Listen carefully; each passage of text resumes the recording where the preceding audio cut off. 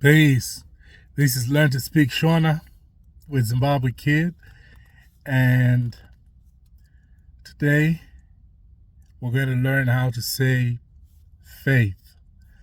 Faith in Shona is KUTENDA.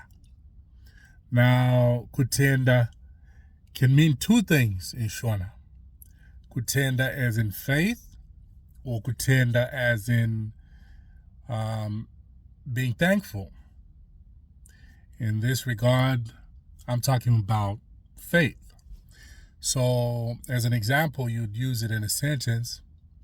You'd say, hazvibviri kufadza Mwari pasina kutenda. Meaning, it's impossible to please God without faith. Hazvibviri, meaning it's impossible to please God. Kufadza Mwari. Mwari is God.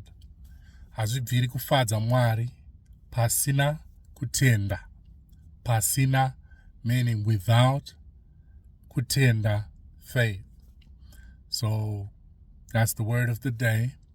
Learn to speak Shona with Zimbabwe Kid. Peace. Rugare.